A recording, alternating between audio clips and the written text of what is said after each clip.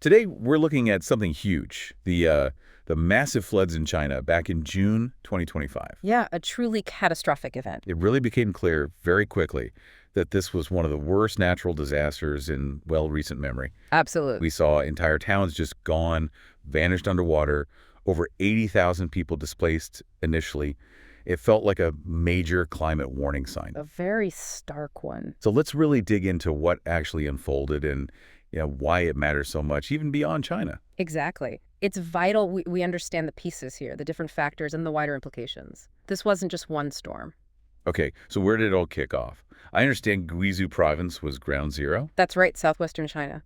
Around June 24th, the rain just didn't stop. It was relentless. And the rivers, I heard they rose dramatically. Dramatically is putting it mildly. We're talking 4 meters above safety levels. An alarming rise. 4 meters. Wow. So cities like Rongjiang, Kongjiang, they were hit hard.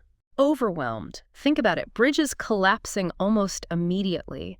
Streets turning into, well, rivers. Just chaos. Complete chaos.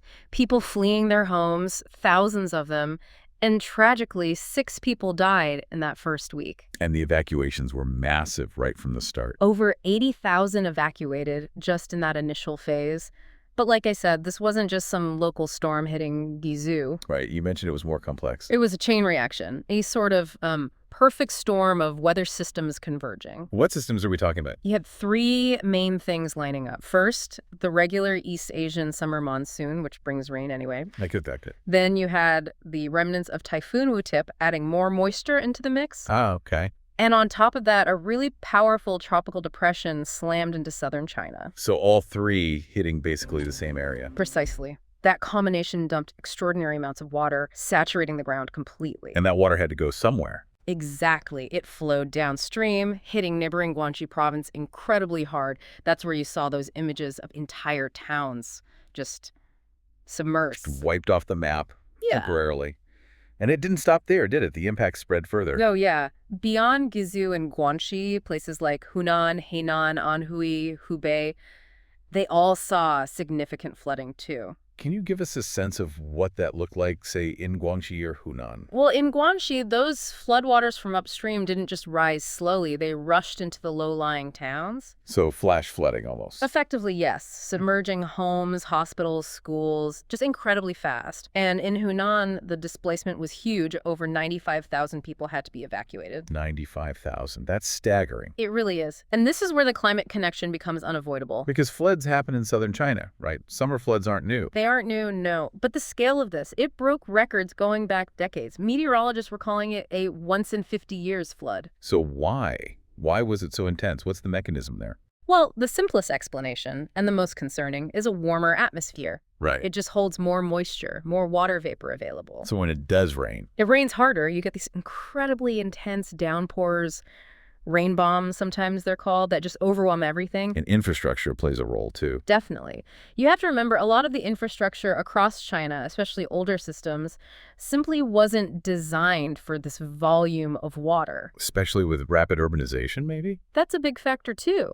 Growth sometimes outpaces the planning for resilience against these kinds of extreme events. So the disaster hits. What was the response like?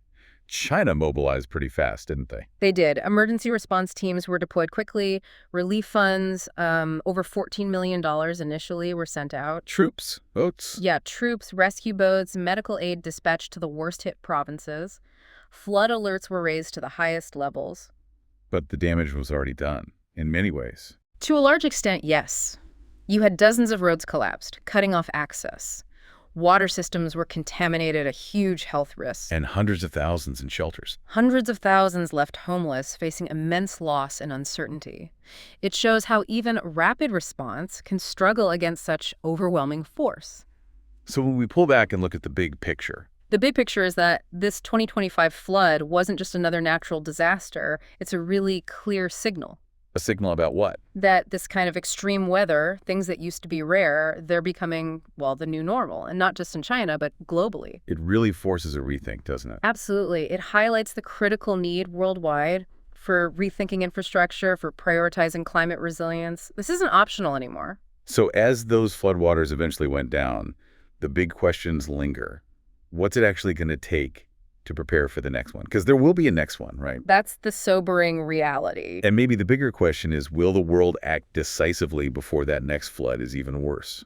Something for all of us to think about.